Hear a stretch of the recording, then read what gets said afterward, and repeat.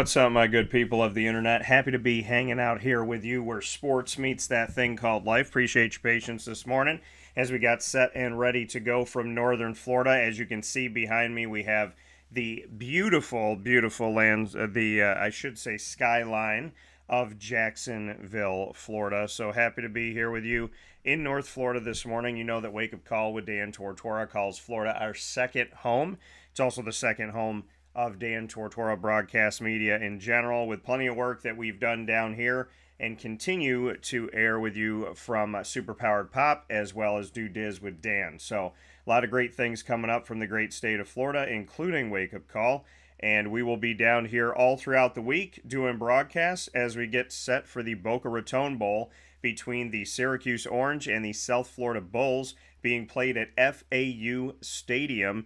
And you know that I cover Syracuse, I cover South Florida, and I also cover the FAU Owls. So this is a bowl game that is connected to me in many different ways, and I'm more than excited to be able to share this week with you and hopefully have some really cool news coming up very soon about bowl coverage and different things that we're going to be doing down here in the great state of Florida. So we're in the Jacksonville area this morning for DT and Murphy inside of Ma and Pa's Popcorn.com's What's Poppin'. Head off to Ma and Pa's today. I put up some great stuff for you to check out and put up a video as well as some pictures. I'm going to continue to air things from Ma and Pa's, the perfect place to get your gifts for your family, friends, coworkers, colleagues, and also one that you do to pay it forward rate. You want to get a gift and just send it off to a perfect stranger. You can do that at Ma and Pa's, and they did a fantastic job with Toys for Tots as well, so I want to give them a shout out for that. Make sure you head off to 201 7th North Street in Liverpool, New York today. With that being said, Murf and I here with you on Mondays, so DT and Murphy going to jump into Syracuse and that recruiting frenzy that has happened since Fran Brown has taken over. We'll take a look at the big board and see who has come in and from where. We'll also jump into bowl season, and we'll get into NFL Week 15 as the NFL this season. I thought the last couple of years the NFL was confusing, but this past week and the way that things have been shaking out, the National Football League has been one of the wackiest leagues in America this season, with teams that you would think, okay, there's no way this team's winning. They're going toward the number one pick, and then they end up winning a bunch of games. This team's not going to lose. Their defense is one of the top defenses in the country. They're leading at takeaways. They can't seem to get it right. This team's offense is going to be really strong. The team totally sputters and looks like a team that's not going to make the playoffs. The NFL has been wildly confusing, and in NFL Week 15, it was no different. So a lot of stuff coming up here today as we are picture-in-picture with Murf. Murf, how are you? Doing well. Doing well. It was a tough weekend for most Jets fans out there, hence the when's spring training? When's opening day, Yeah, by the way? yeah. I'm sick of I can't watch that team anymore, man. It's become infuriating at this point. And last week, obviously, we were teased that things were going to be better, but it we'll get into it later, but it was so bad. They're unwatchable at this point.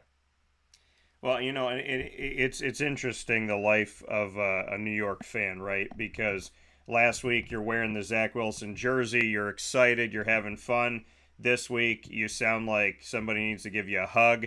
Same It's a thing with roller it. coaster, man. It's the same thing with the Mets. We have these conversations about the Mets. It's like, we got this, we got that, we brought this guy in, this is going to be good, we're going to get here, we're going to go there, and everything's going to be great. And then I talked to Murph a couple weeks You later. don't have Murph's to like, remind me. yeah, Murph's like, I hate my team. I can't believe this. This sucks. I just want to go. I God, just they want to be suck. held. So, I listen. It's if we cut and pasted together your conversation about the Mets and the Mets and the Jets. If we pasted those conversations together to see the many different personalities of a Mets fan and a Jets fan, that we see you kind of go in and out of these emotions. There should be a t-shirt made that shows like angry, happy, sad, but they should be like opposites, because the Jets and the Mets take their fans, and you see it with a bunch of different fans, including you, where it's like you're up and then you're way down, and there's no way to get you back up, and then you resuscitate yourself, and then you're back down again, and then you're up for a couple Yep. weeks, and then you're back down again. It's a roller coaster of emotions, and if Oh we my put this God, all yeah. together, we would see you smiling and excited, and then like the next week, you're like, dude, I hate this team. I can't watch it anymore. I know. I mean, it was this is how bad it is. I was dragged in after last week. They won big over oh God, who'd they beat last week? This is how bad they are. I don't even remember who the heck they beat last week. Somebody, right? Somebody, Somebody, someone. whoever. The Texans. The Texans. Oh yeah, Um and then 30-6. they pull me in so that I watch this game and then they get blown out by the Dolphins. So, Yeah, yeah, I mean, oh my God, it's well, it's let's talk tough. about Syracuse. Yeah, let's talk about Murph's like, no more Let's Jets. talk about anything else. No more Jets talk. We could talk about No, literally yeah, anything. literally anything else. Yeah. Where do you draw the line? So, yeah, but to get into Syracuse, Syracuse has been having themselves, to be in the state of New York with some positive news, Syracuse has been having themselves a fantastic run at recruiting since Fran Brown has joined the program as the head coach of the team. And the Syracuse Orange, with their 31st head coach, has been having a lot of fun. The alumni have been enjoying this. The fans have been enjoying this. Syracuse has been trending. They've been out there in so many ways in a positive way over these first couple of weeks of Fran Brown taking over.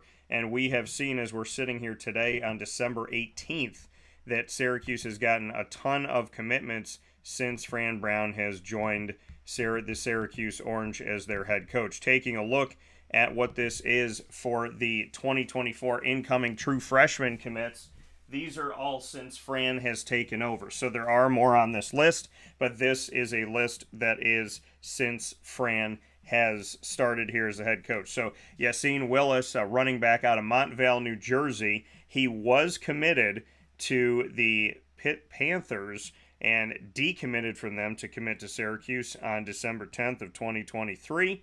We have Jahid Lassane Jr., and Jahid was committed as well. If you take a look at Jahid and what he was able to do here for the Syracuse Orange, also on December 10th, he makes his choice to decommit from the school that he was at to ultimately commit with the Orange. So a lot of these decommitments have been happening for the Syracuse Orange. He was previously committed to Kent State. So he announced his commitment on social media. He's coming out of Irvington, New Jersey. And then Jalen Hornsby commits to Syracuse. He's been posting a lot of pictures recently of the Syracuse Orange. We'll get into what they're doing here with some of these pictures and some of my thoughts on these pictures. But Texas A&M had Jalen Hornsby. He decommitted coming out of Atco, New Jersey. So you got Willis, a running back, Lassane Jr., a tight end, Hornsby, a wide receiver. Emmanuel Ross was committed to a school as well, and he makes a decommitment. So these guys are not just committing to Syracuse for the incoming class of 2024. They're decommitting from other places. He was going to Stanford. He's a wide receiver out of Red Bank, New Jersey, who has committed to Syracuse. And Caden Brown deciding, and he is a legacy, by the way. So Caden Brown, a legacy guy who comes to the Syracuse Orange and committing to Syracuse. And Caden was the only one that wasn't committed anywhere else. Coming out of Brooklyn, New York, Caden Brown committed to the Syracuse Orange, a legacy because Albin Brown, his father, was a linebacker for the Syracuse Orange from 1987 to 1989. So he was part of the undefeated Syracuse team in 1987 that Rob Drummond and I talk about so very much. So Willis, Lassane Jr., Hornsby, Ross, Brown, Murf. Let's look at this list right now. These guys, a bunch of them, like I said, decommitted from other schools. And in a week's time, from December 10th to December 17th, 5 have committed to Syracuse, all of them from the Northeast, 4 of them from New Jersey, where we were told that Fran Brown had so many ties, and 1 from Brooklyn, New York. Your thoughts? I think it's clear that Fran Brown is as good as they say he is with in terms of recruiting. it takes a lot to get a kid to decommit from a school and go and come to your program, especially coming to a program that, for all intents and purposes has been pretty bad over the last half decade and decade plus. So you look at the guys that he's bringing in. He's bringing in some talented young players Yeah. from the Northeast, and they said that was a quality that they wanted in a head coach, was to bring in guys from the Northeast and have a coach that could recruit the Northeast. And Fran Brown has done that relatively well so far. So seeing that he is getting these guys to come in, and we haven't even talked about the guys from the transfer portal yet, but when we do, there's a couple of names in there that are really good. Yeah. He's bringing in some good players, some guys that are going to be culture guys.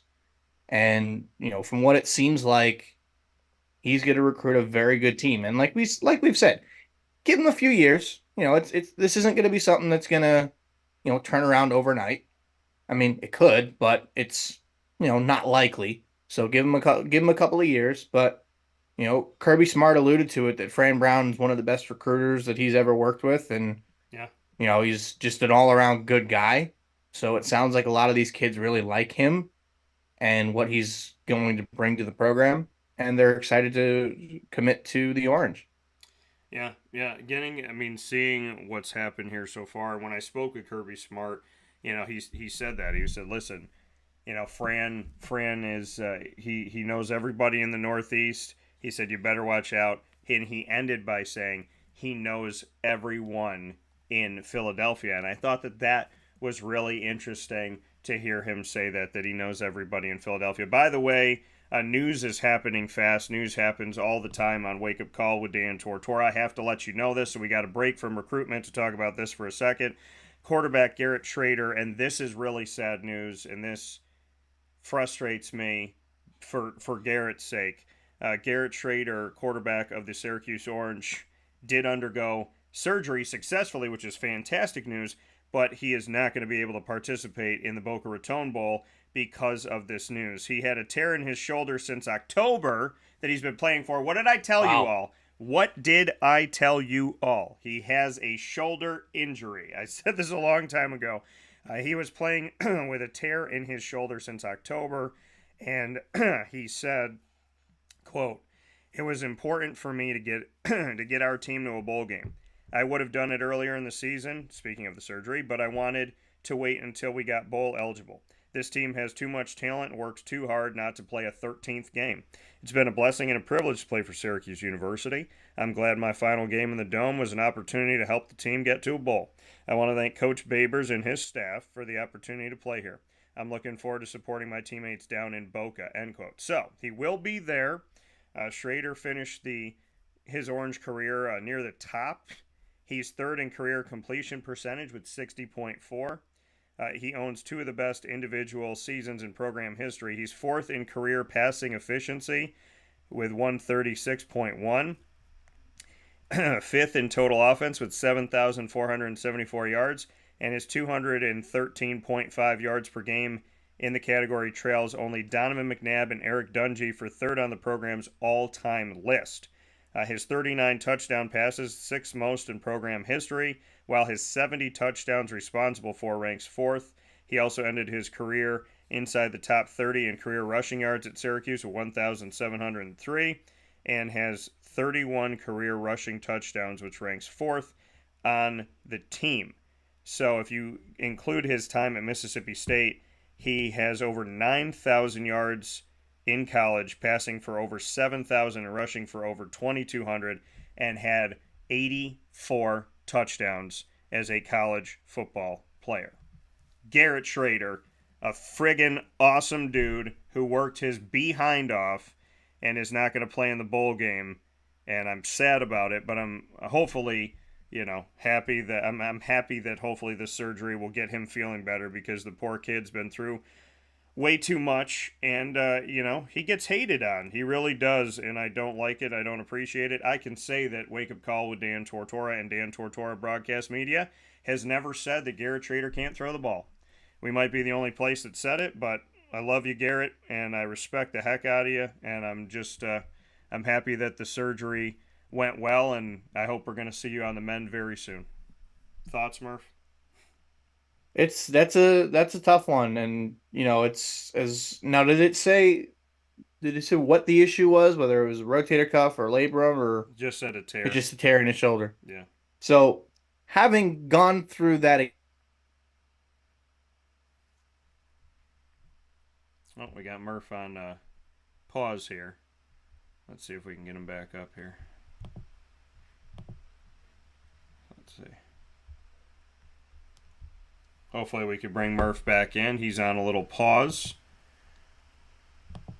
So hopefully we can get him here. And we're going to take a step aside for a fast break. Murph's having some issues on the other side. We'll be back right after this. Once again, Garrett Shrader is not going to be playing in the bowl game for Syracuse as he underwent surgery for a tear in his shoulder. So Garrett Shrader will not be going out there for the orange, but we appreciate him as always, and sad to hear something like this, but at the same time, an incredible player for Syracuse who doesn't get the credit that he deserves. And we'll talk about more as we continue on here on Wake Up Call with Dan Tortora, but all the love and the respect to Garrett Shrader as he moves forward, and hopefully things will go well as he steps forward in his career. Always hoping the best for you, Garrett. We'll take a step aside. Hi, this is Amy from Mother's Cupboard, home of the whole frittata. We are open daily 6 a.m. to 1:30 p.m. For takeout orders, call 315-432-0942. And tune in to Wake Up Call with Dan Tortora for our monthly food challenge, and try our Wake Up Call signature menu item, available 7 days a week. Here at Mother's Cupboard, we are Central New York, and it's our honor to serve you.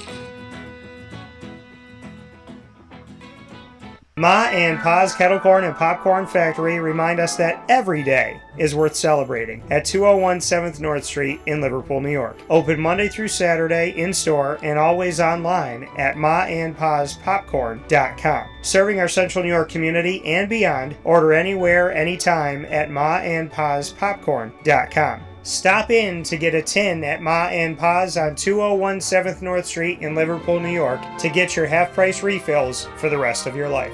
Come to Ma and Pa's for your holiday gift giving for family, friends, employees, and clients. And remember, for fundraising and events, to call 315-450-6272. That's 315-450-6272. Ma and Pa's Kettle Corn and Popcorn Factory. How corny are you?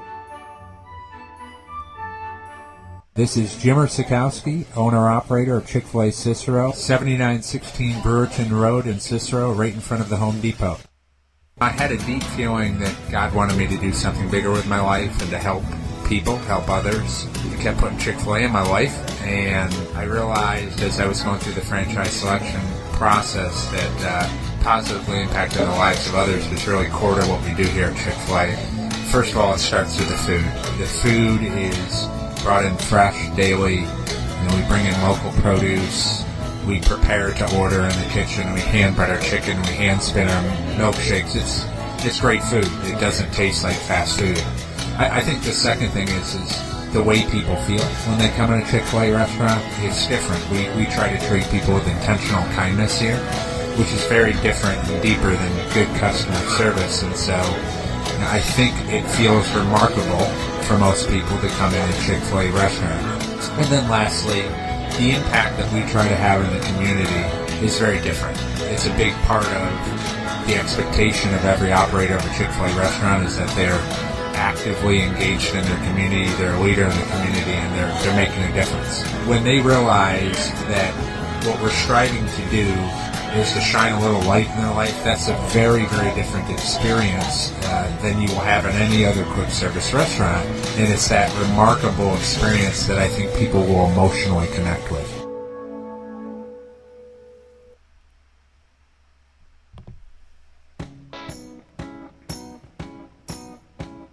In these unique times, there are those in our community that give us a sense of normalcy and positivity.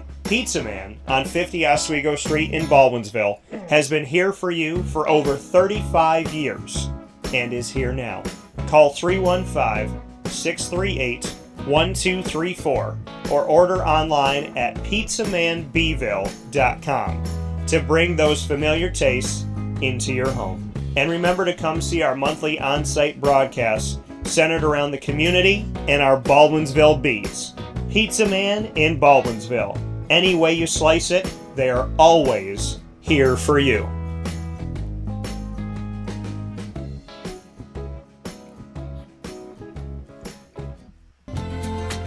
Looking for your next ride? Look no further than Great Lakes Honda City, located on 7140 Henry Clay Boulevard in Liverpool, New York. Serving our community for decades, their new and pre-owned vast array of vehicles are available to you Monday through Saturday on site.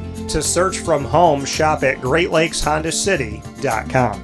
Call 315-365-5576 to set up an appointment. That's 315-365-5576 for Great Lakes Honda City, 7140 Henry Clay Boulevard in Liverpool, New York. Great cars, great people, Great Lakes.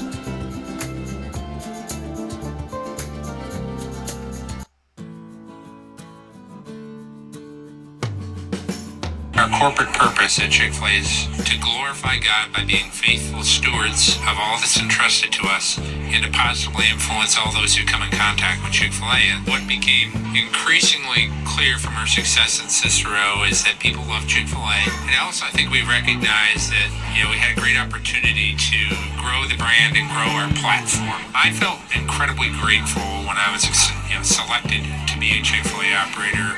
I think what it's meant for me, what I've come to realize on a very deep level is that this is a calling for me. It's not a career, it's not a job. The Lord called me to be a Chick-fil-A operator and to use these restaurants to glorify Him and to positively influence other people. I'm blessed. I'm very blessed. Head to Chick-fil-A Clay on 3974 State Route 31 in Liverpool, New York.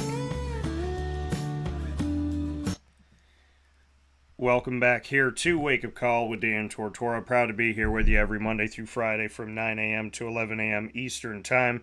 As many of you know, we're down here in the great state of Florida in my coverage of the Jacksonville Jaguars and my upcoming coverage of the Boca Raton Bowl.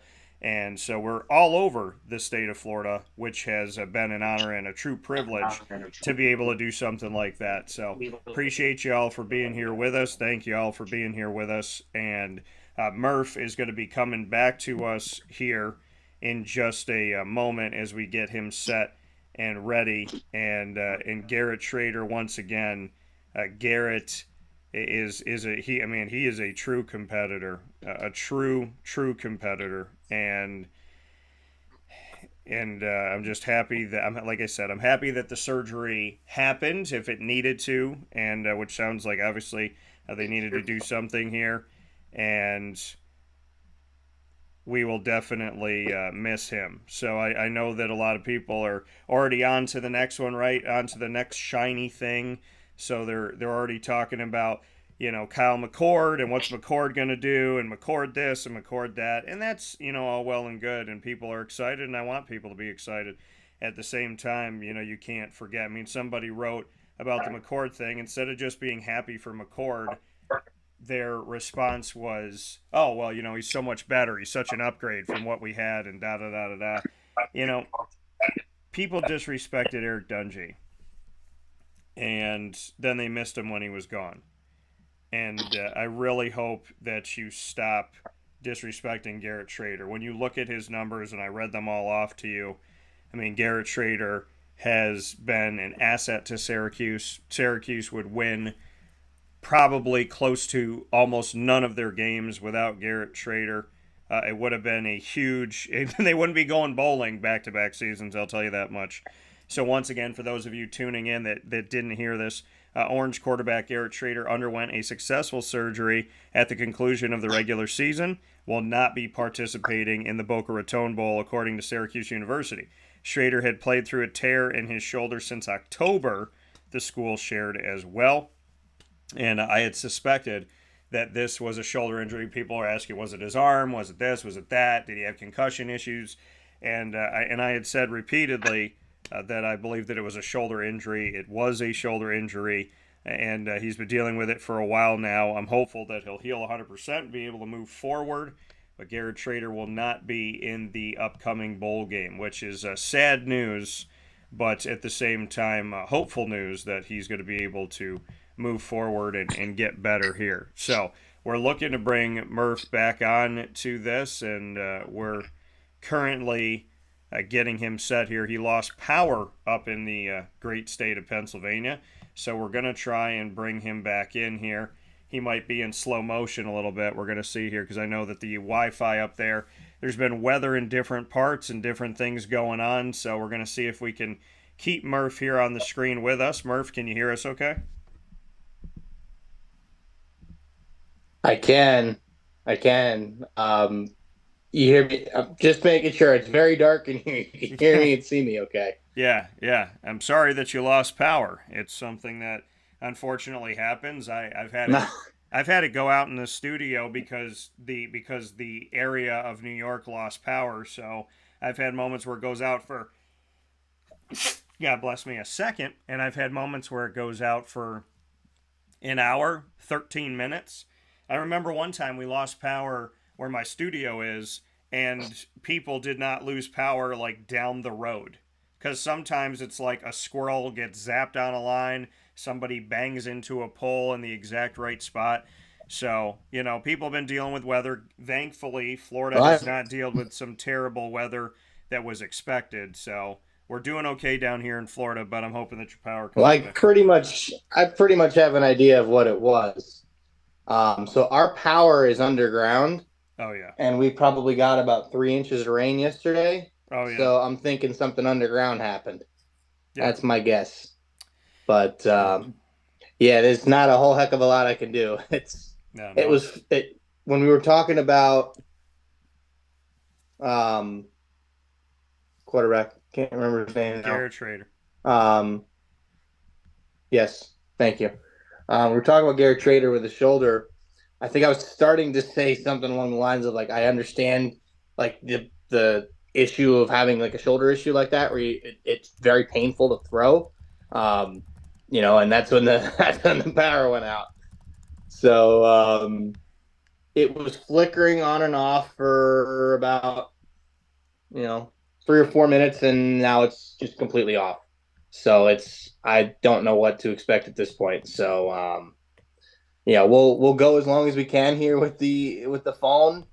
The internet signal up here is not great, so if I do cut out, I apologize. But that's why you have Wi-Fi in the mountains, right? Yeah. So I mean, here we go. As Syracuse, we got a ton of messages coming in. I'm checking out these messages. I want to thank everybody that's tuning in on Facebook as well as YouTube and Podbean. We have worldwide links that you can get to all of our broadcasts Monday through Friday from 9 a.m. to 11 a.m. Eastern Time. The broadcast timing may change a little bit, may adjust a little bit this week because I am down in Florida and we're trying to adjust to the schedule of Syracuse and South Florida for the Boca Raton Bowl to make sure that I'm getting you all of the coverage. So essentially what I'm telling you is we may adjust your schedule a little bit from 9 a.m. to 11 a.m. later on this week so that I can bring you all the coverage that we can down here because there's different interview times and practices and things going on that I want to make sure we get a full effect of this on youtube.com and on facebook.com, both /wakeupcalldt and on wakeupcalldt.podbean.com. So a lot of great stuff coming up here on Wake Up Call, including today as we continue our conversation. We got Robertson sent us a message. The fact that Shrader went out with a torn shoulder proves he's a gamer and a warrior. Amen. Something that, Robertson, something that I think a lot of people should already know, but if they don't know, now they know, so to speak. Greg said, with the transfer portal, recruiting in a quote-unquote weaker ACC, Syracuse can absolutely turn this around overnight. SU can very easily and legitimately win 8 games next season. That has not happened in quite some time. And, I love the prognostication from people, but you still got to go and play those games, right? Because Clemson was supposed to be a playoff team this year, right? DJ Uyunglele was supposed to work. a couple seasons ago, and that didn't happen. So you never know, right? You hope for the best, but you never know. And I think a lot of people, they chase the 4-star, 5-star, they chase the star system, and they chase the jersey. They hear, oh, this guy's flipping from Texas A&M, he must be great. Oh, this guy's coming from Ohio State, he must be the best quarterback in the portal. And it's not that these guys won't turn out to be, but a lot of this is prognostication, a lot of this is hype, a lot of this is, Donovan McNabb wasn't a 5-star. Daryl Moose Johnston wasn't a 5-star. Rob Drummond wasn't a 5-star. Jay Bromley, Justin Pugh, all these guys have made it to the NFL. Arthur Jones, Chandler Jones, both Super Bowl champions. Neither one of those guys were a 5-star. They might not even have been 3 stars.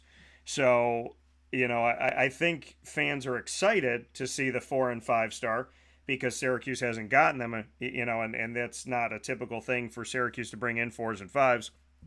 At the same time, if Syracuse sees, well, this guy flipped from Alabama, this guy flipped from that. There's a guy that Syracuse got on their defensive line that flipped from Alabama last year that didn't start a single game for Syracuse this season and barely played.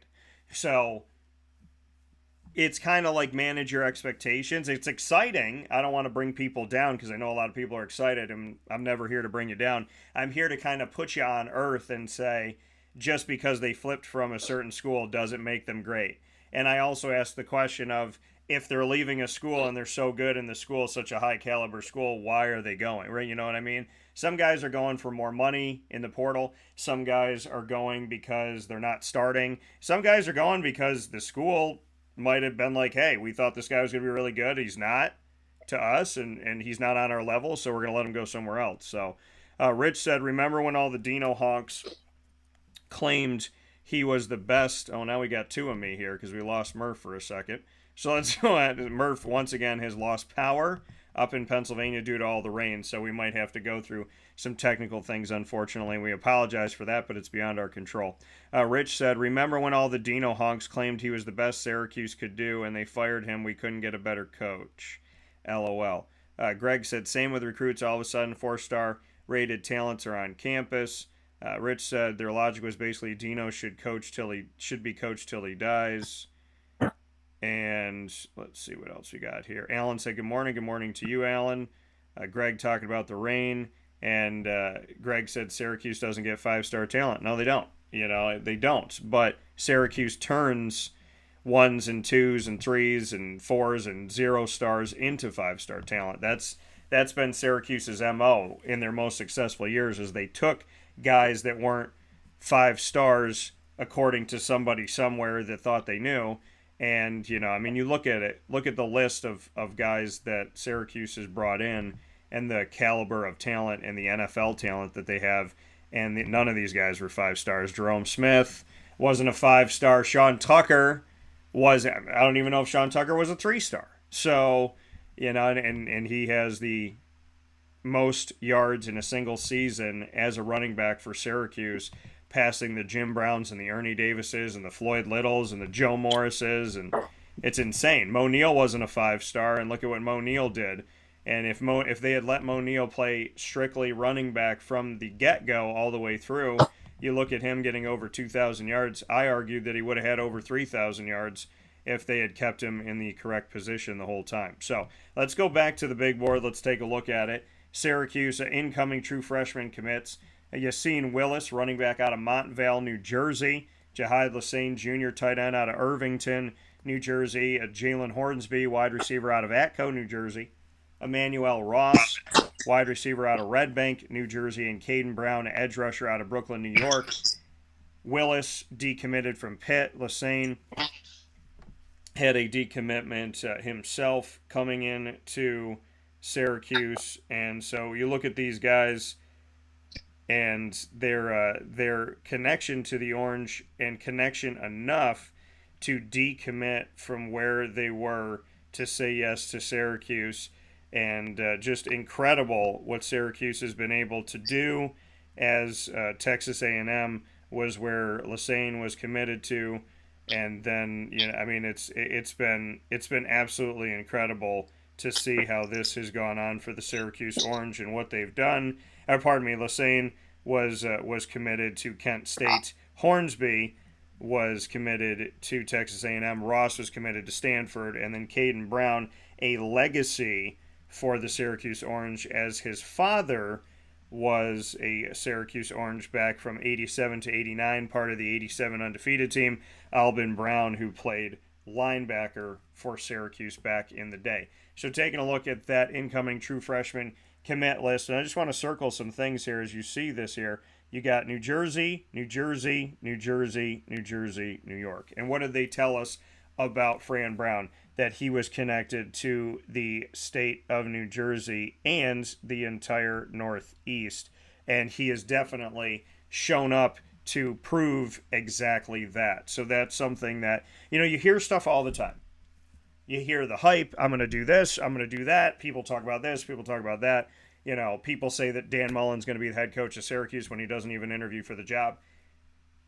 There's reality in what Fran was said to be about and what Fran is actually about. He's gotten New Jersey here immediately, and he's gotten the state of New York, and he got a legacy player.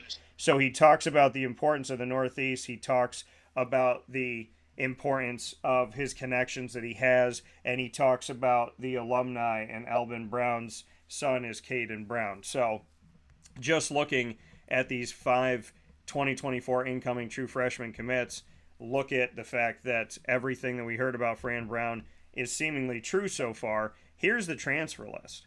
2024 incoming transfer commits that Fran has already gotten to say yes. He gets Jackson Meeks, and Jackson Meeks, a wide receiver from Georgia who has 1 year left of eligibility. Zeed Haynes, another wide receiver from Georgia. So 2 guys here that were on the roster when he was coaching the defensive backs at New Jersey. So that's a huge thing right here with Meeks and Haynes to look at them both coming from Georgia. So again, we heard about Fran Brown building relationships and having close connections with people. He gets 2 of the wide receivers to leave Georgia, and Meeks with 1 year left, Haynes with a full 4 years of eligibility left for him, which is huge. Kyle McCord, a quarterback who originally hails from the Northeast, a quarterback from Ohio State with 1 year left. You look at this connection, we'll get into that in a second, getting someone from Ohio State who was a step or 2 outside of the college football playoff this year. And then James Hurd Jr., a wide receiver out of West Virginia.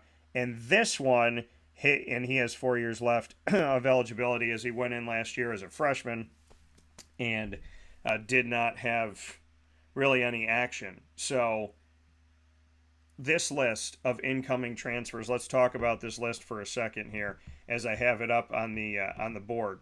Taking a look at this list, look at what Fran Brown has done. He's getting guys to come from Georgia, where he was coaching, and commit to Syracuse that you probably would have never heard from or heard of, these Georgia guys. So you got Meeks and you got Haynes, 2 wide receivers that automatically help out the receiving core, you would like to hope. And then you have McCord here coming from Ohio State, where he wasn't the backup quarterback. He wasn't the backup to the backup. You see guys come into Syracuse over the last few years and go, oh, well, this guy's from South Carolina. This guy's from Florida. They must be good because they were recruited by SEC schools. And there was no truth to that. But Kyle McCord's been out there for 3 seasons. Kyle McCord has numbers. Kyle McCord is 12-1 as a starter. So we look at Kyle McCord with 1 year left, and you look at the value of picking up a Kyle McCord, and I would have loved for it to be more than a year for Syracuse, because now this is a temporary fix, but it could be a long-term fix, and I'll get into that in a second. James Hurd Jr., wide receiver out of West Virginia. This is I'm going to take somebody just because I feel like it. Going off against West Virginia. Syracuse and West Virginia are not in the same conference. They haven't been in the same conference for over a decade, but they don't like each other. They played in 4 bowl games in recent history, and Syracuse has won all 4.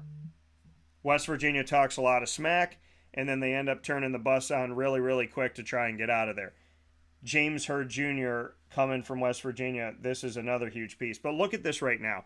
James Hurd Jr., Zeed Haynes, Jackson Meeks. That's 3 wide receivers from the transfer portal. Then you have Jalen Hornsby and Emmanuel Ross. That's 2 more. So you have 5 wide receivers coming in just a couple weeks, not even a month that Fran Brown has been the head coach of Syracuse. And you have 5 wide receivers coming in, and a tight end, and a running back to help out LaQuinn Allen Jr. And then you bring in a quarterback and you bring in an edge rusher. And I don't think they're done. I don't think they're done. So looking at this in just a short period of time, 4 transfers so far, and 5 true freshman commits. Fran Brown bringing in 9 players in less than a month, getting all of these guys from New Jersey, one from Brooklyn, New York, and Caden Brown, and then getting people with Northeast ties. And then Jackson Meeks, who he had ties with from being at Georgia together. Huge. Huge, huge work for Fran Brown. Incredible so far for Fran Brown. So as we get to this, I do want to get into, like I said, Kyle McCord.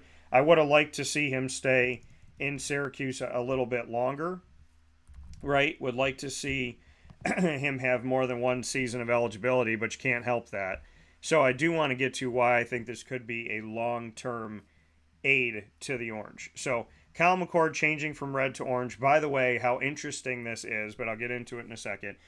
I put this out well before McCord committed to Syracuse. According to my sources, and my sources being my own sources, anytime you see me say, according to my sources, those sources are my own. Anytime you see that, those sources are my own sources.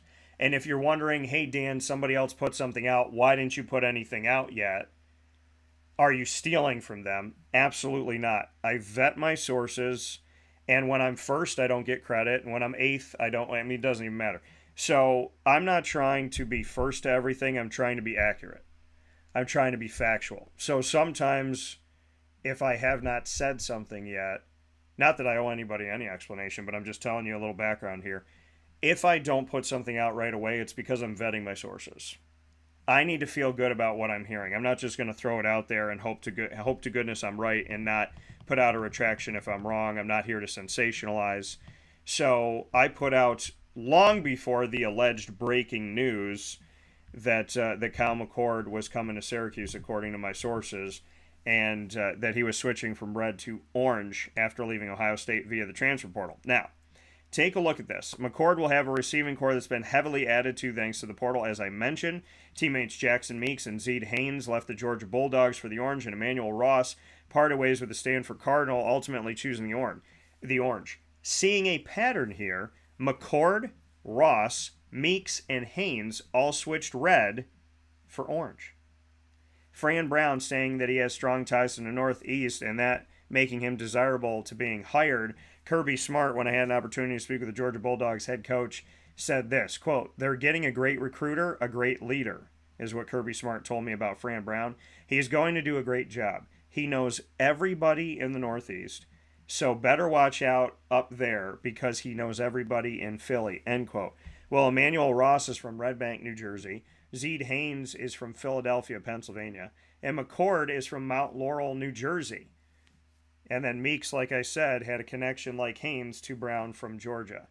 The new look receiving core will now be led by the Ohio State Buckeyes former quarterback who led the team this season to an 11-1 record, all while having a completion percentage of 65.8%, 3,170 passing yards, 24 touchdowns to 6 interceptions. And with McCord under center here in 2023, the Buckeyes earned a New Year's Six bowl bid against the Missouri Tigers of the SEC in the Goodyear Cotton Bowl Classic. So a lot of you that watch and listen to the show, you know that I'm critical of the College Football Playoff Committee and the AP and the coaches poll for giving an unfair advantage to schools like Ohio State. But I also, check the tape, have said just because they're given an unfair advantage doesn't mean that they don't have great individual talent. I don't appreciate the unfair advantage that Ohio State and Michigan get in the polls for playing a bunch of unranked teams, but I do give credit to the caliber of talent that comes through those institutions individually, and you look at how well they do in the NFL. So great getting the talent here. And what did Greg say? Greg said, now let's go after these PA talents. That's been a very long time since they competed for recruits with Penn State. Amen. Even when Penn State was going through, and Greg, yeah, you get it, because Greg put a little smiley face up there, because Greg knows, Greg listens all the time. I don't have an issue with Ohio State's talent. I have an issue with Ohio State's unfair advantage. And if you talk to Big Ten fans, and if you talk to Notre Dame fans, I've had guys agree with me. I've had people agree with me and go, yeah, you know, you're not wrong that we have an unfair advantage. So it's not like the fan base doesn't get it. I would love for that not to happen. Every season needs to be its own individual season, or why play the game, is what I always say. But that doesn't mean that there's not strong individual talent, and that Kyle McCord, 24 touchdowns to 6 interceptions, over 3,000 yards in a conference that plays through the trenches and tries to get after you, that's not good here. So, taking a look at this, so Greg wants PA talent going up against Penn State. I mean, here's the thing. Syracuse, when the Jerry Sandusky stuff was going on, and people were worried that Penn State wasn't going to be able to recruit because people were not, and people immediately go to that. Not, oh my gosh, all these children that were affected by Jerry Sandusky, and the fact that if you abuse one child, there's a higher probability they'll abuse a child, and that abusing 20 people could turn into 300 like nothing. That is should have been the main focus and the main area of concern. And God willing, the people that were affected negatively, and the families that were affected, and the loved ones that were affected, and the people that were affected directly by Jerry Sandusky and his disgusting lifestyle, hopefully those people are okay, they're safe, they're not abusing others, and they're getting better, and they're getting the help that they need. So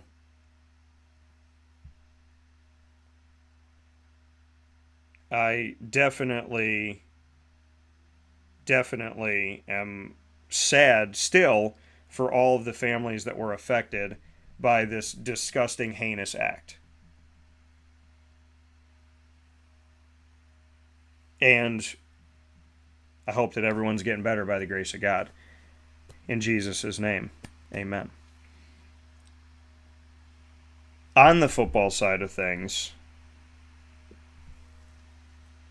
when Jerry Sandusky's issues arose, people were sitting here saying, oh my gosh, it's going to affect recruiting. They're not going to be able to recruit. They're going to struggle in the recruiting world. And they really didn't struggle in the recruiting world. And that's something that I think surprised a lot of people. It surprised me that it really didn't seem to affect anything. They just kept on kept on recruiting. Kept on doing what they needed to do. Didn't have many, if any, issues in recruiting. And how do I know that? Because Syracuse was recruiting a bunch of the players that Penn State was recruiting. And the players would come to Syracuse and they'd have a nice time. And then they'd go to Penn State and it was like, all right, see you later. And so, you know, that's something that Syracuse is definitely going to have to work on, is competing in the state of Pennsylvania, which has a lot of talent. And they've lost talent. They lost a tight end to Coastal Carolina who's a good buddy of mine. So Syracuse definitely, it's not just losing to Penn State. They gotta shore up PA. They got Justin Pugh from PA. Don't forget that, folks, who's back in the NFL. McCord, definitely a solid quarterback. We're hearing that here on the, or getting that echoed here on the feed. Syracuse taking a recent page out of the Notre Dame playbook and recruiting talented quarterbacks out of the transfer portal. Yes, you're not wrong on that one, Greg. So, yeah, I said Notre Dame doesn't have to build. They don't have to find good quarterbacks. They don't have to train good quarterbacks. They just have to steal them in the portal. So, you know, it's and Notre Dame, because Notre Dame has struggled to have any type of success in recent history with their quarterbacks going to the NFL, as well as with their quarterbacks sometimes in general. They've struggled with these guys. And so what did they do? They went into the portal and they go and take a guy from here and take a guy from there that are really talented, that these ACC schools found as diamonds in the rough. And they're going and taking these quarterbacks that other people found, other people trained, and so it's unfortunate. And now Syracuse going and doing the same thing here, trying to have an immediate fix and trying to entice these wide receivers to come in, which, you know, hey, If Fran Brown knew he had a good chance with Kyle McCord, or if he was just banking and believing in himself that him and his staff did, it ended up working out because you get 5 wide receivers and a tight end to come into Syracuse in such a short period of time, less than a month's period of time. You get guys to decommit from the Texas A&Ms and the Stanfords of the world, and you get them to come into Syracuse, and you get them to leave the West Virginias and leave the Georgias to come into Syracuse, which is saying a lot of their belief in Fran Brown and belief in Fran Brown's staff, as well as the belief in Kyle McCord to be their quarterback. Once again, over 3,100 yards, 24 touchdowns to 6 interceptions, only had 1 loss this season, and guided his team with an 11-1 record to a New Year's Six bowl, that being Kyle McCord coming into Syracuse. And I just found it interesting that looking at the guys that were coming into Syracuse, when you looked at Ross, McCord, Meeks, and Haynes, all of those guys were switching red for orange, which I just found very, very unique and interesting there, dropping the red for the orange. So take a look back at the list really quick here. I'm going to bring it back up here and show this to you. And I did some writing on this, but looking at the guys coming in, Meeks and Haynes and McCord and Hurd Jr. all coming through the transfer portal. Hurd and Haynes have 4 years of eligibility left in the receiving corps. Meeks has 1 to be with his teammate Zeed Haynes again. Kyle McCord has 1 year to lead the offense.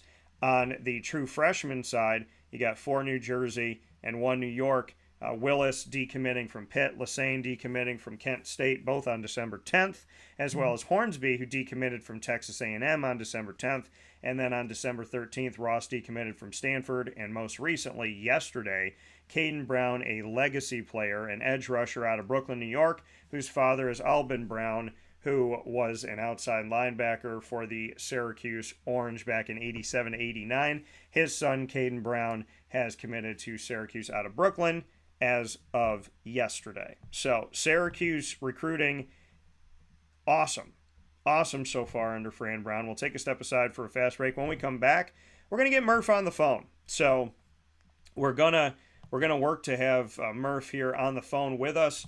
We're going to bring him in and put his beautiful mug up on this side by side here, and we're going to have Murf here with us on Wake Up Call with Dan Tortora, where sports meets life.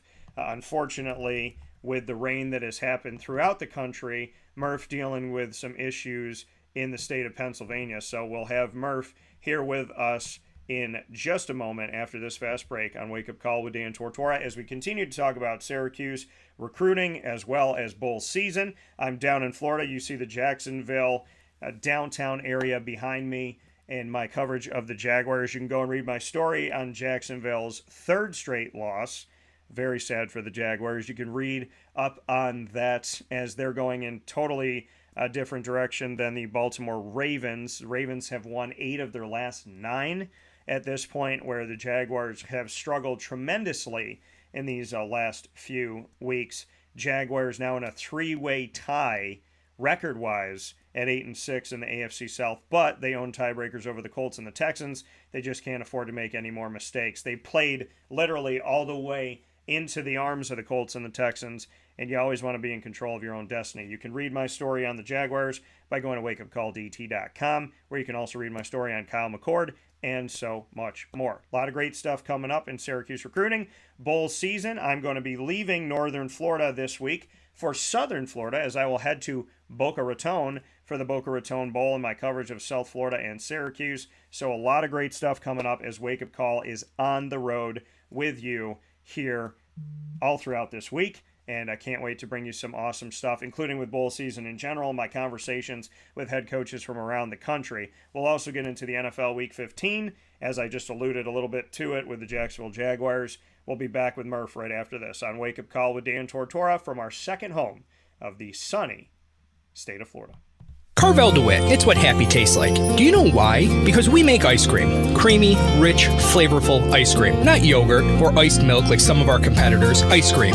Fresh, by hand, daily. For the calorie conscious, we have something new for you. Our new Carvelite. Same great flavor, creaminess, and texture of our regular ice cream with only 35 calories an ounce. So whether you want an ice cream cake, flying saucer, dasher, carvalanche, hard or soft ice cream, we will satisfy your craving with our fresh, handmade regular or new Carvelite ice cream. Carvel DeWitt. It's what happy tastes like. The Wildcat Sports Pub in Camillus, New York is located on 3680 Milton Avenue in the Home Depot Plaza. It is your family-friendly sports bar and restaurant. Folks, some sports bars aren't family-friendly. Some family-friendly restaurants are not sports bars. The Wildcat Sports Pub in Camillus, New York is proud to be both. It is that marriage that you've been looking for years. The Wildcat Sports Pub is your home base for your sports bar and restaurant needs, games for the kids, indoor and outdoor activities, and enough things on the menu to come back every single week and get to try something new. They're open Sundays from noon to 8 p.m., Monday through Wednesday, 11 a.m. to 11 p.m., and Thursday through Saturday from 11 a.m. to midnight. For reservations and party information, call 315-487-2222 for the Wildcat family-friendly sports pub and restaurant.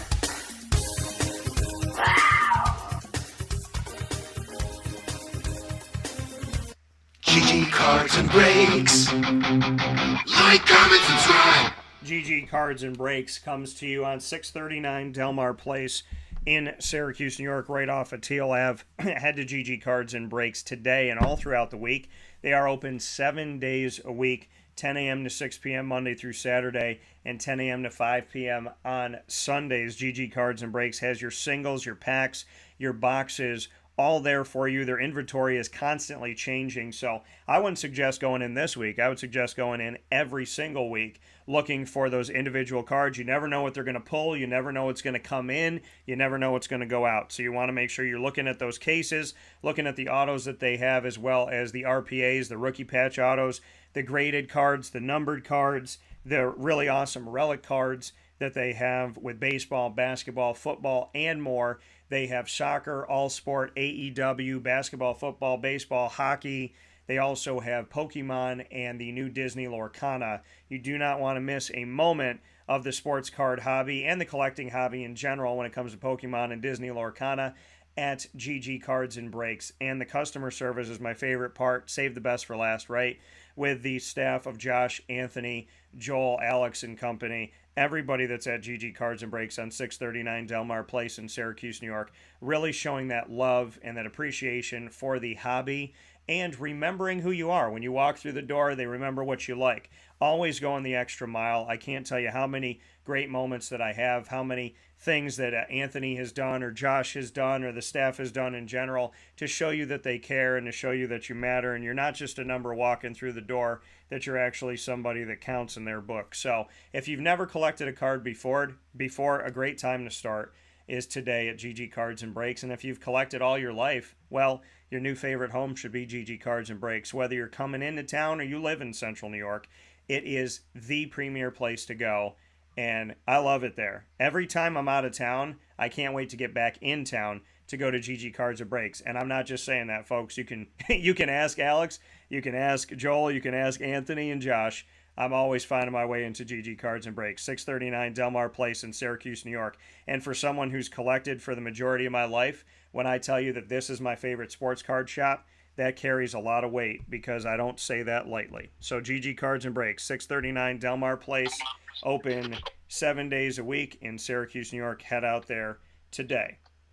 With that being said, here on Wake Up Call with Dan Tortora, we're going to attempt to bring in Murf on our phone system, as Murf is typically picture-in-picture with us. He started that way on video, but with all the water that has been flooding certain parts of the north and the south of this great country of the United States of America, Murf has dealt with some issues here with the rising water. So with that being said, we're going to try and get him here on the phone. Murf, can you hear us?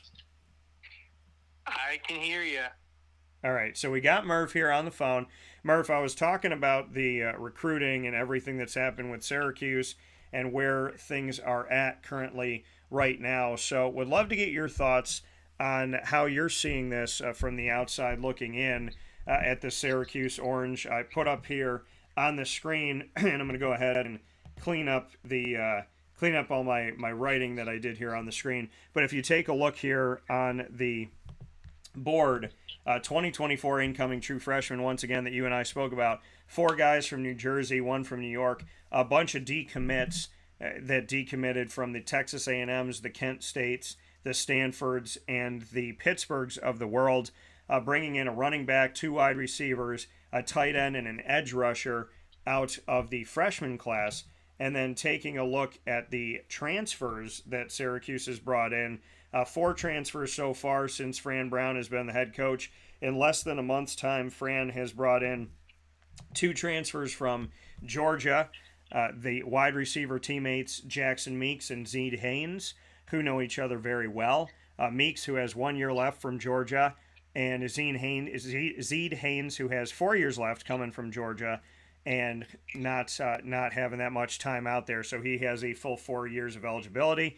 Kyle McCord coming from Ohio State, leading them to an 11-1 record and a New Year's Six bowl, as well as accumulating 3,170 passing yards, 24 touchdowns, 6 interceptions, and over 65% completion percentage. He has 1 year left coming from Ohio State. And most recently, James Hurd Jr., who happened late last night, a wide receiver out of West Virginia, who has 4 years of eligibility left. So, all in all, Syracuse bringing in 5 wide receivers so far, a tight end, a running back, a quarterback, and an edge rusher. I'd love to get your thoughts.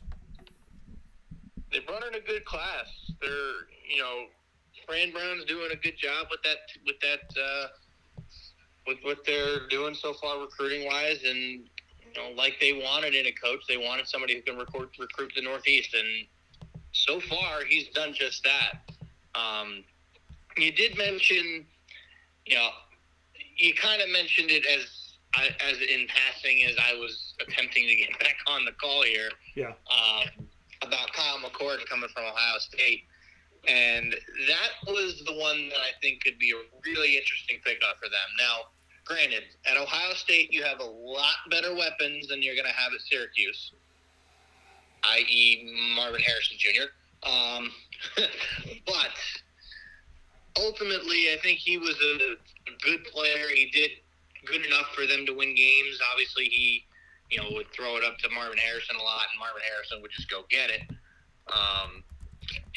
But having a guy like that come in from a program like that can really be something that can pick up your program. Now, Grant's only got 1 more year of eligibility left, but that could be a guy that comes in and immediately jumpstarts your program and helps you recruit other quarterbacks. Yeah. Because quarterback, obviously, the most important position on the field. You can bring someone in that's been playing at a good school and can come in and start right away and be successful.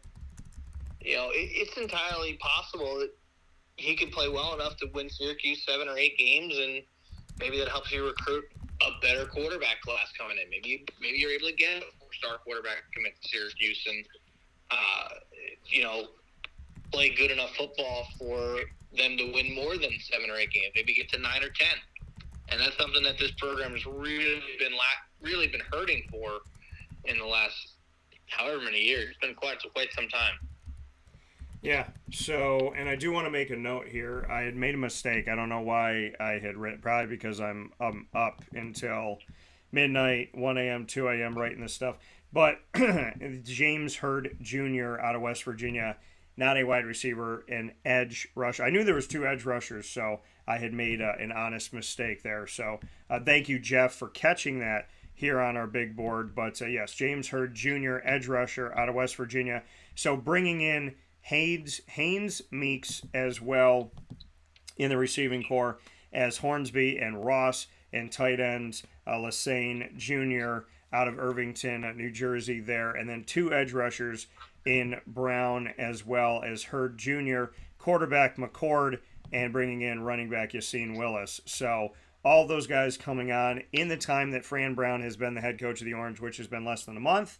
They have 9 players committed, and the early signing period is in just a couple days. So it's great to see all of these commitments come in. Now it's about getting them all to sign on the dotted line. So Will, Meeks, and Haynes, and McCord, and Hurd Jr., and Willis, and Lassane Jr., and Hornsby, and Ross, and Brown all make it officially official.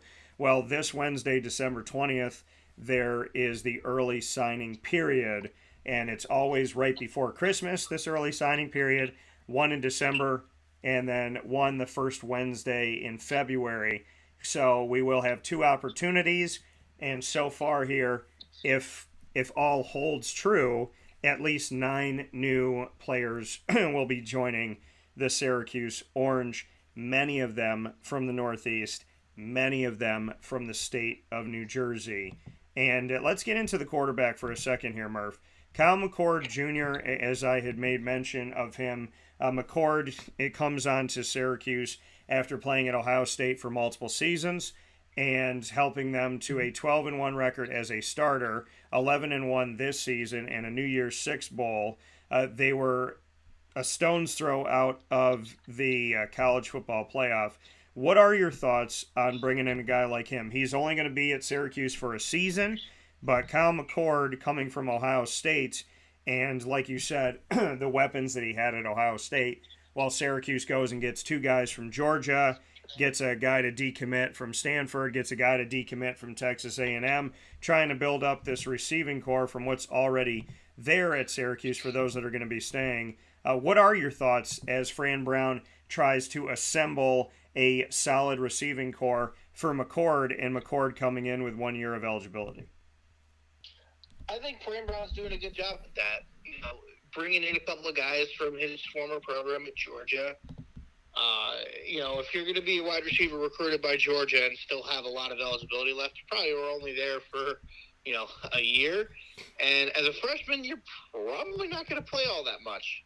So those guys being from the Northeast and following their coach up to Syracuse, I think speaks very highly on those two young kids right there, and giving Kyle McCord some weapons. And like I said, having a player of the tier of Kyle McCord, who, I think many would argue is a very good, a very solid college quarterback. Yeah. That can bring a lot of good things to your program in general, even if it's not, even if they only win 6 or 7 games, having a guy like that could potentially help recruit bigger names, bigger fish to come in as underclassmen, or even on the players from the transfer portal as well. I mean, we've seen the transfer portal basically turn into like college football free agency. Oh, yeah. So guys are just kind of coming and going as they please. But being able to bring in a guy like Kyle McCord from Ohio State, I think is a big win for Coach Brown and the Orange. Yeah, and you brought up a point that I was going right into, which I had said a little bit earlier about Kyle McCord. Despite the fact that he has 1 season of eligibility, the fact of bringing in somebody of that caliber, bringing in someone who, for those that look at the star system, and the reason why I told you you're never going to see the star system on my website is that the star system is flawed.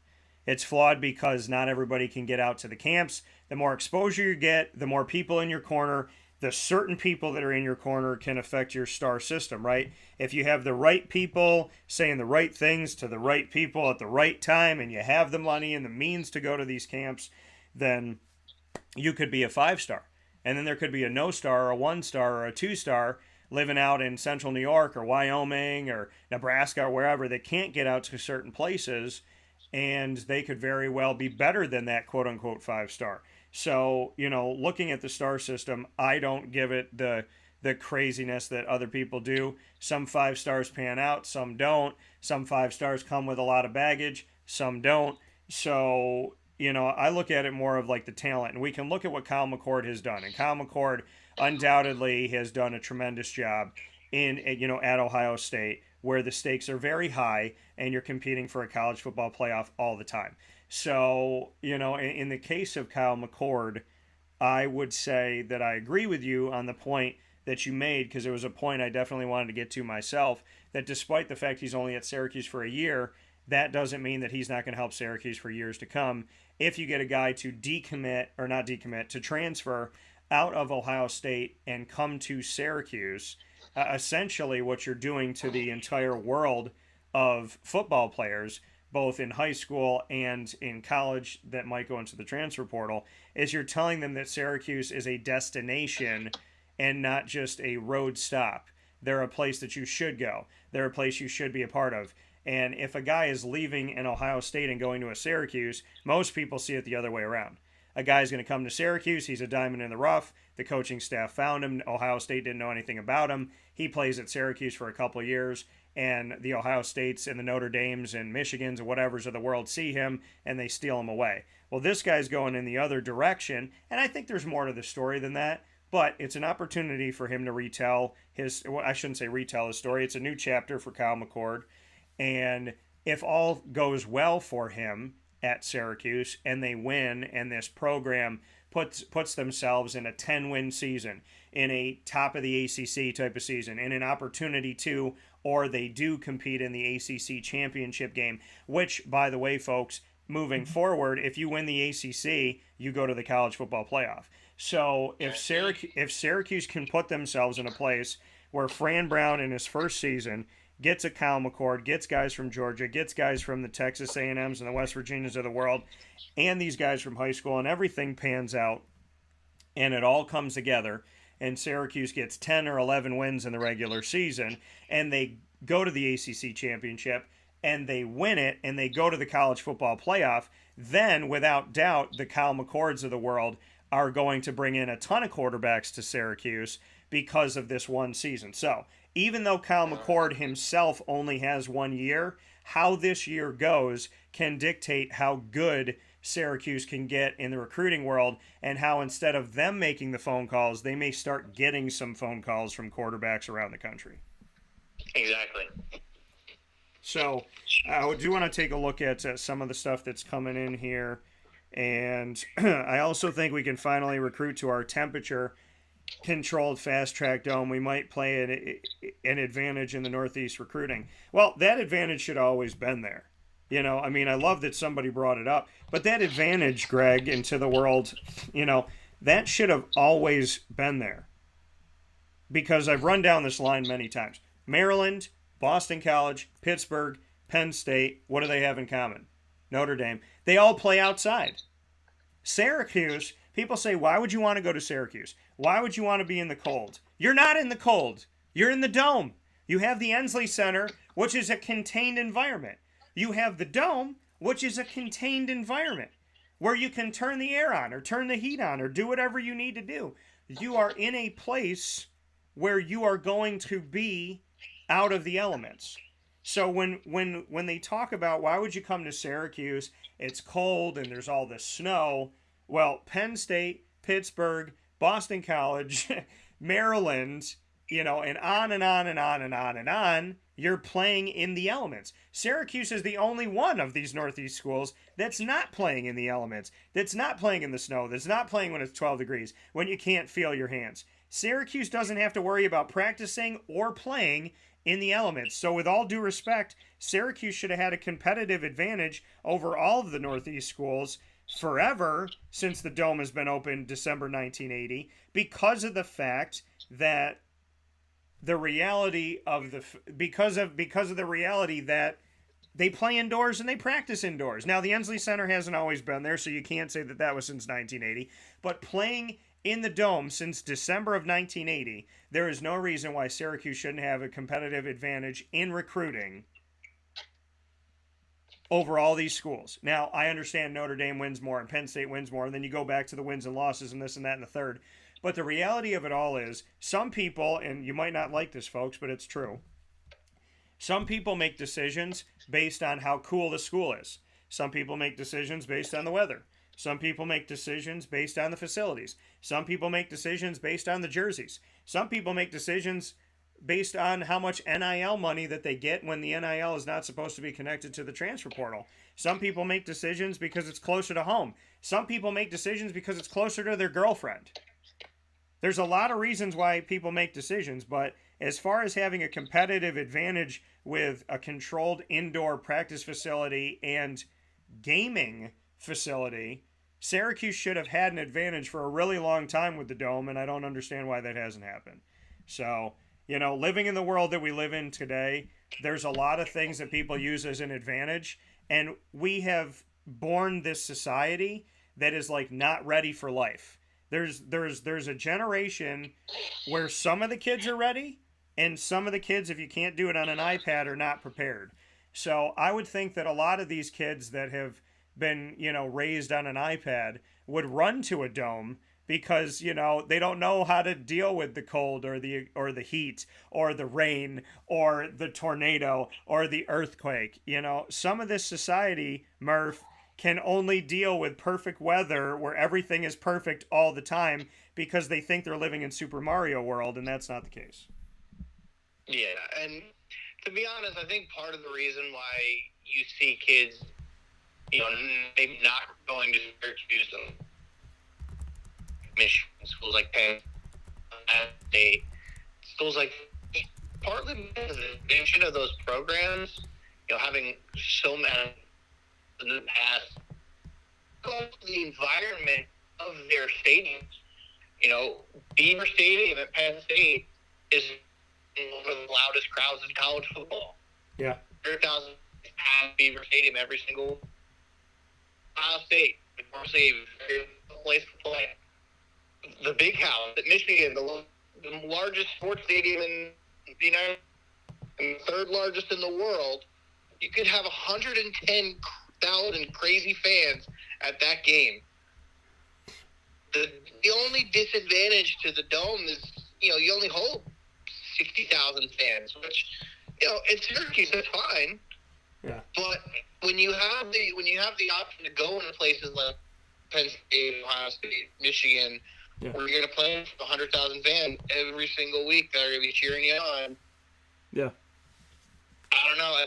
And keep in mind, most of the kids, especially from the Northeast, now, how do we get all that many people from the South? Syracuse definitely has an advantage for recruiting players from the South because of the Dome, because of that factor. But going to the Northeast, kids from the Northeast are playing out in the world. I don't necessarily think that is as big a factor as you might think. Because, like I said, when you go to a place like Michigan or Penn State, yeah, you're going to be out there in the cold, but you're going to be out there in the cold with crazy fans cheering you. It makes the cold worth it. So, I don't think as big of an advantage for recruits from the Northeast. From the South, anyone coming from the South, the Dome is definitely an advantage because you're playing your home games inside of a controlled environment. From North, from Northeast, from even the Midwest, they give them to come up to the Dome because they're used to playing in the cold. Yeah, some people, obviously they are. Some are used to being out there playing in the elements. The Dome, though, it has been in all my years of being on the recruiting trail, spending over a decade on the recruiting trail when it comes to Syracuse, all of my conversations, I shouldn't say all, the majority of them, the number one thing that these kids love is the Dome. And that's what it comes down to. If you go back and you listen to my football recruiting interviews over the years of, like I said, over a decade, the conversation almost always finds its way to the Dome. And so, and those are guys that are coming from all over the country. So, and Syracuse hasn't recruited the Northeast in a really long time. So I want to shout out Fran Brown for recruiting the Northeast. And when they say, well, nobody good comes out of the Northeast. Well, these guys that are decommitting, we're going to Pitt. Under Narduzzi, Pitt's played in 2 ACC championships, won one of those, and played in a New Year's Six Bowl, and send guys to the NFL. So I don't want to hear that Pitt's not a good team. And Pitt had a struggling year this year. Big whoop. Most of the time, Pat Narduzzi has a team in a good place. Everybody struggles. Clemson struggled this year, and still with 4 losses, I thought they were a dangerous team at the end of the season. So you look at where these guys are coming from out of New Jersey, and where were they recruited to? They recruited to Kent State, where the offense was going fast and this and that. They were recruited to Texas A&M. They were recruited to Stanford. You got Stanford coming across the country recruiting a guy out of New Jersey, but Syracuse coaching staffs of yesteryear were saying, no. There's nothing to get here. There's nothing to get here. There's nothing in the Northeast. Really? There's nothing in the Northeast. Well, then why is Stanford coming to get it? Why did Nick Saban come to get it, over the years from Alabama? I have seen people come. I mean, there were over 40 schools at my alma mater of Christian Brothers Academy, which is 4 minutes from the Ensley Center at Syracuse. Maybe 5 minutes. So you're telling me 40 schools are going to come in town, not named Syracuse, and they're going to recruit just CBA alone, and give 2024s and 2025s offers. They're going to come on campus. But Syracuse, who's 5 minutes down the road, is like, nah, I don't think any of these guys can play in the ACC. Well, why can they play everywhere else then? Because we're talking about conferences from all over the nation. And the Big Ten has recruited the Northeast, and they've recruited Central and Upstate New York for many, many years. Many, many years, the Big Ten has recruited the area. So I find it interesting that Syracuse gets a Big Ten guy in Kyle McCord when the Big Ten is typically poaching from Syracuse, New York. So just a kind of a funny thing there in the background of it. But Syracuse getting what they're getting, it's hopeful that, the state of New York is going to have a good time here. And Murf, his video and audio has gone in and out, folks. It's what we have to deal with because it's what's happened. This is, we're dealing with weather and we're dealing with flooding in Pennsylvania, and there's nothing we can do about it. So, Greg said, power is still out, by the way. Yeah, your power's still out. So I don't know if I'm cutting out or anything, but surprisingly enough, I actually got the phone to work. When the power goes out, I tend to have no signal here. Yeah, and I mean, it's gone in and out, but we're happy to still have you here and be able to get you out here. And I do agree with a note that came in that Syracuse should be able to compete with the BCs, the Pitts, the Maryland, and the Rutgers. Yeah, I mean, ask any alum of Syracuse football if they thought that Syracuse would ever have a day where they were being out-recruited by Boston College, Pittsburgh, Maryland, and Rutgers, and they would probably collectively throw up right in front of you. So, it definitely is something that needs to get fixed, and Fran Brown's doing a really nice job in less than a month of bringing in plenty of players from the Northeast or connections to the Northeast, even if they're in the transfer portal. All of them but one, right, has had a connection. So, looking at that, Syracuse definitely in recruiting has been able to put together a nice list so far under Fran Brown and his staff, bringing in 5 2024 incoming true freshman commits so far and 4 through the transfer portal, a couple edge rushers, and the rest are on offense. We'll take our final step aside here with DT and Murphy on Wake Up Call with Dan Tortora. When Murph and I come back, we will have a conversation about bowl season, and we'll lead it right into the NFL. We'll talk about his Jets, my Jaguars, and the playoff picture right after this.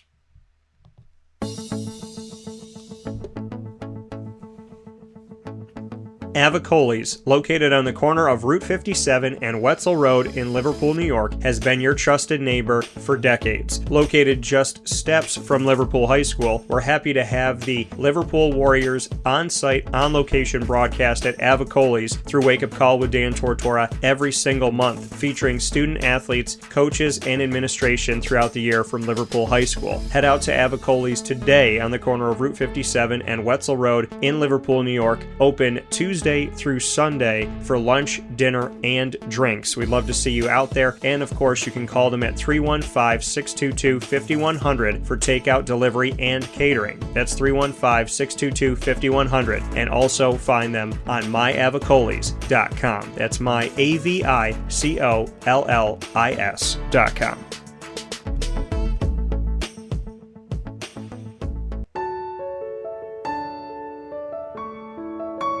Having peace of mind when you're out of town that your furry-loving friend is safe and sound means taking them to Canine Campground, because we all know that when it comes to the love of our pets, it goes well beyond the call of duty to make sure they're safe and sound. Right, Lily? So take a ride to 242 Johnson Street in East Syracuse, New York, and see Canine Campground and where your dog will be staying in the classic cabin, the executive cabin, the grand cabin, or of course the luxury cabin, because if you know Lily, you know she loves luxury. Now you don't have to wait to the last minute to find a family member or a friend that'll take your dog for a few days. Call Canine Campground at 315-299-4013. That's 315-299-4013. Their drop-off and pickup times are Monday through Sunday. Check K9campground.com for more information. That's the letter K, the number 9, and campground spelled with a K.com. K9campground.com. When you're going out of town, bring your dog to Canine Campground.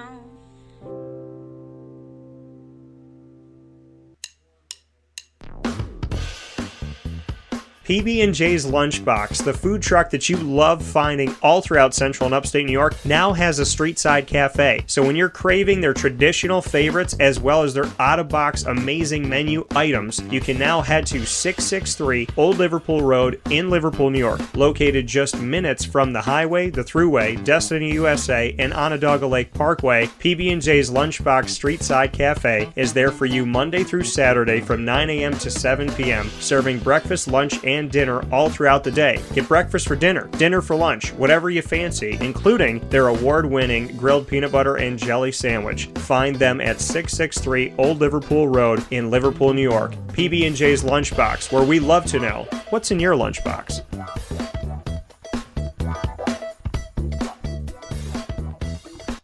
If I had to describe it, I would like to say welcoming and kind of homey. Like, I feel home when I'm here. Here's a special message from North Star Nutrition in North Syracuse and Nutrition Wave in Cicero on their very unique shakes and teas. I always ask them, are you looking for a shake or a tea? Like, are you hungry or do you need a little bit of a pick-me-up? And then from there, I normally gear it towards whichever they prefer. So I say we offer full meal replacement shakes. They're 24 grams of protein, 21 vitamins and minerals. So the vitamins and minerals in that shake make it a full meal. And you'll stay full for about 4 or 5 hours. And if they want a tea, then I'll tell them that there's either 115 to 200 milligrams of caffeine. I would compare it to maybe 2 cups of coffee, and I explain all the benefits that are in the tea. Like, they have B vitamins to sustain your energy all day long. They have a tea for mental clarity and focus. They have a thermogenic tea to help boost your metabolism, burn calories. Aloe is great for nutrient absorption and digestion, and I say there's other flavors in it for the pretty colors and flavors. I always ask them, like, what's your favorite lollipop flavor? And then I'll go from there, and I'm like, well, believe it or not, there's less than a gram of sugar, and it's good for you.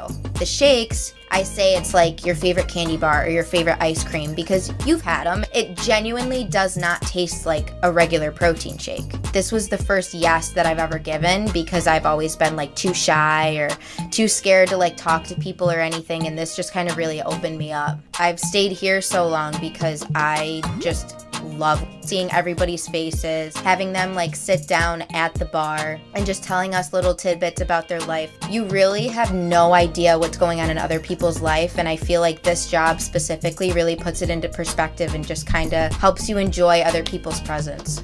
As like a young adult and as a person, I have learned so much working here. Like, to me, it's way more than just shakes and teas. For healthy drinks that taste amazing in a welcoming atmosphere, head to North Star Nutrition on 628 South Main Street in North Syracuse and Nutrition Wave on 6197 State Route 31 in Cicero. Open 7 days a week at each location.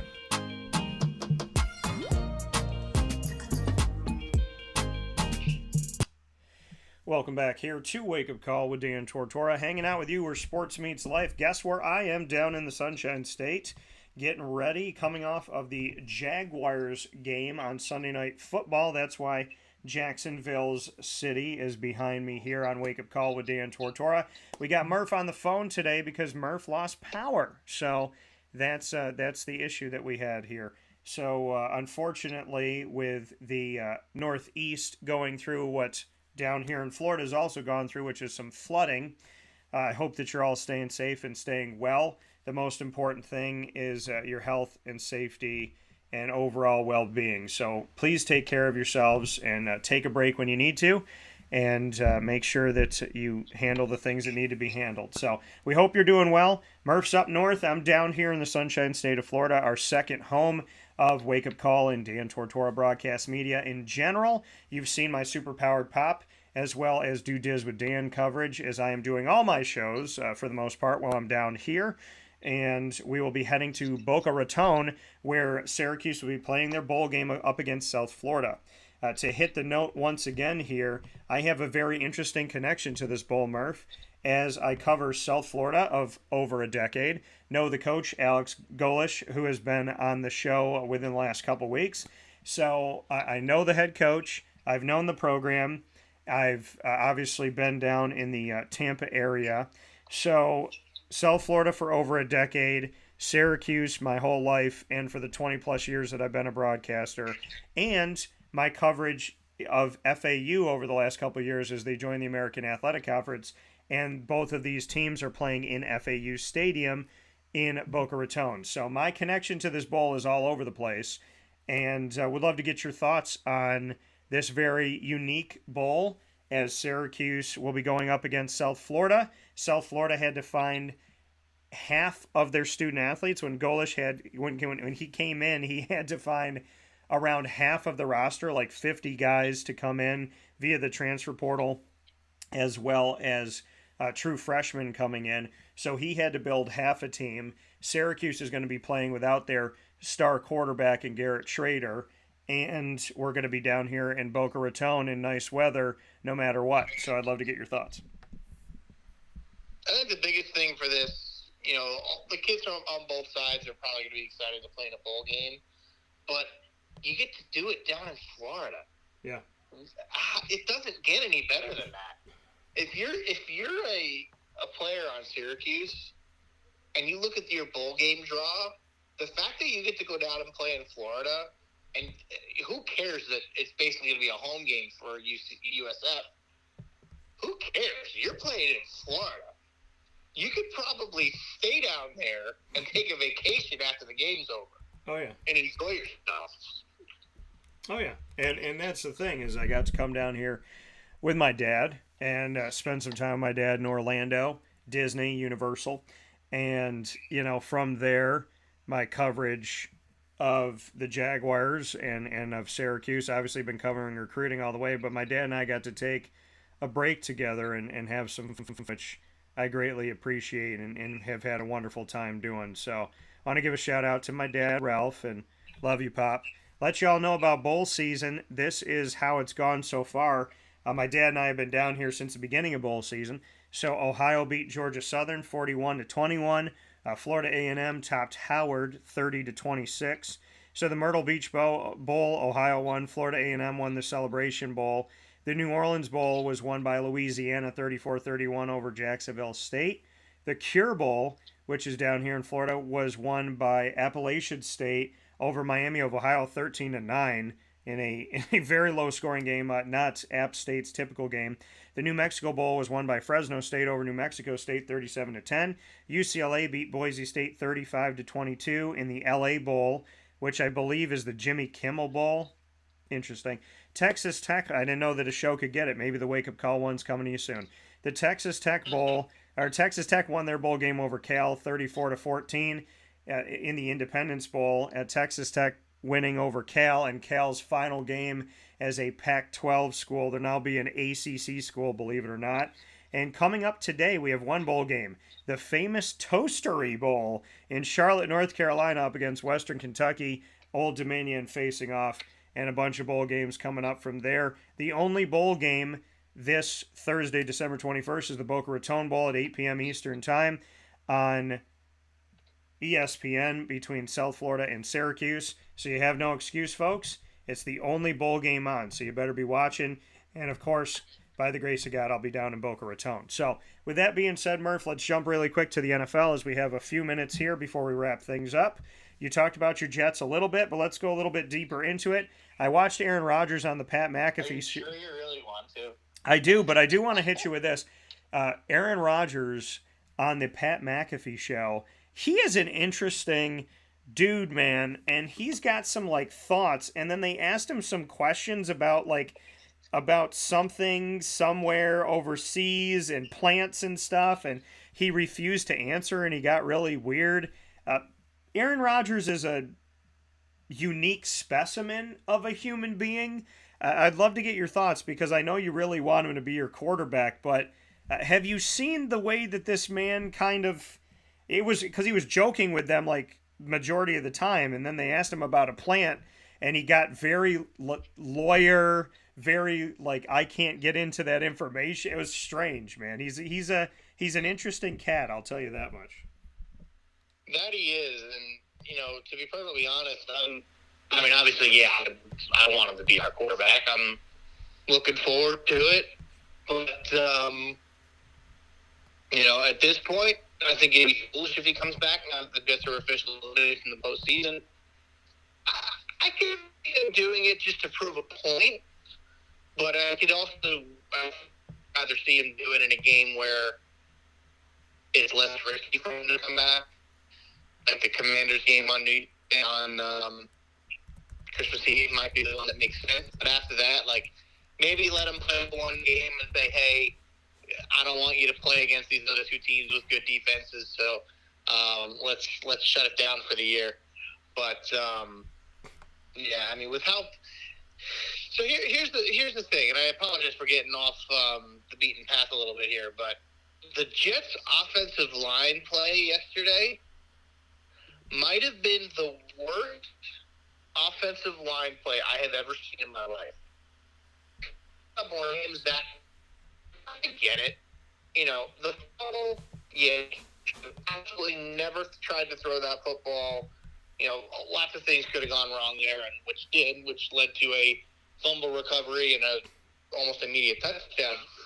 But he was pressured. I saw this stat.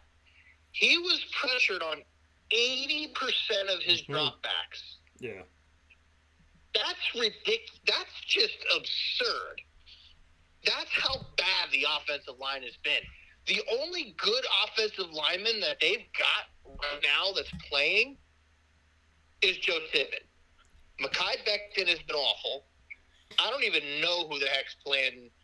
Laken Tomlinson has not been good. Pittman's been good. I don't even know who the heck's playing right guard. And then right tackle's been like Max Mitchell. What the heck's the other guy's name? There's so many There's been so many dudes on the offensive line that I have no idea who half of them are. So I don't even. It's to the point where I almost don't even care anymore. But yeah, the offensive line play has been so bad. The Jets are due to pick 6th in the draft right now. Unless Rodgers plays this week, I mean, Washington's really bad. Like, the Jets are bad. Washington's even worse. They could feasibly win that game. But, then, quite frankly, I don't see them beat the Patriots either. So, they'll pick ahead of they would pick ahead of Washington if they lose. They lose out. Patriots were to win one more game before the Jets, they would pick ahead of them. So if that Jets would have 5 wins and would pick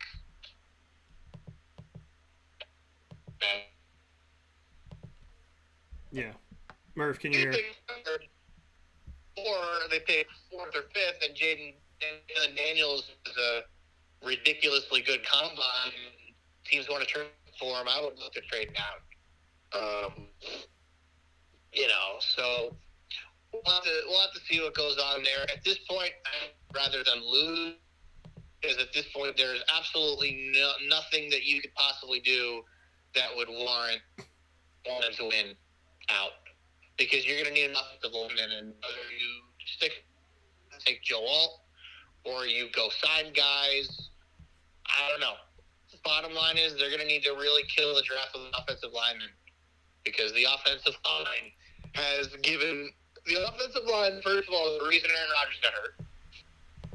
And second of all, it's the reason why the Jets quarterbacks have been so bad, is because they have no time to do anything.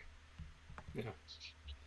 Well, and again, they blame the quarterback, they blame the they blame the offensive coordinator, the quarterback and the head coach, when a lot of times, the offensive line is a part of this as well. So we'll see what's going to happen here. I don't think, and to be completely honest, I don't see Aaron Rodgers going out there.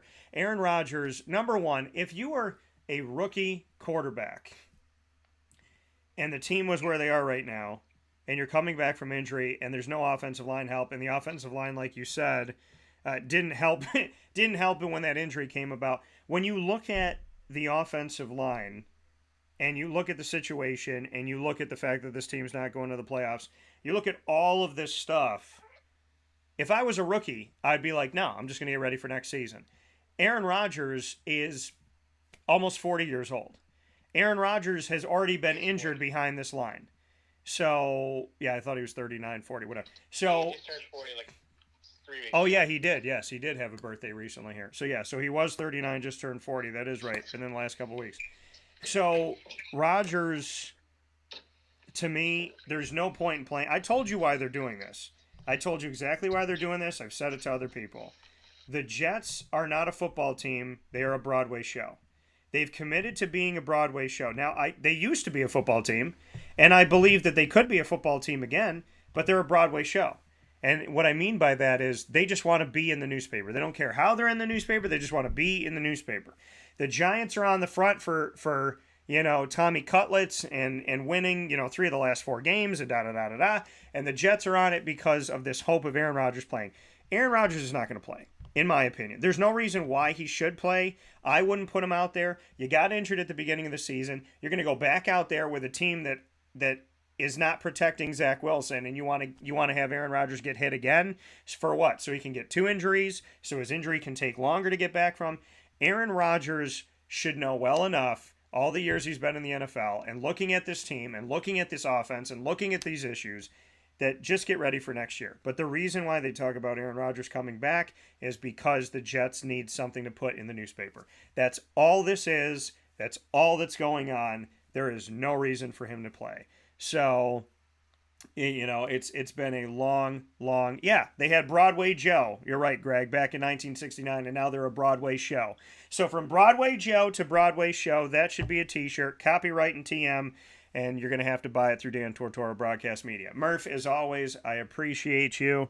I look forward to all good things happening with you guys up north. Get your power back and to get that flooding down. Please take care of your dad and give him my best. Will do. I got to go pick him up right about now. He's just got done at the doctor. So, got to go grab him. Glad we still were able to make this work, even with all the, losing power and just about everything else. So, that's what we do, Murf. Since we will not be having a show, obviously, next Monday for Christmas, just want to wish everybody a Merry Christmas and a Happy New Year, since I don't think we'll talk before the New Year. So I want to wish everyone a very Merry Christmas and a Happy New Year, and we will talk to you in 2024. Yeah, we'll talk with you all soon. So a lot of great stuff coming up on Wake Up Call. We'll look to have Murf back here at some point very soon, as we will be off for Christmas Day next Monday. Murf, as always, I appreciate you, brother. Merry Christmas, and we'll talk soon. Sounds good, man.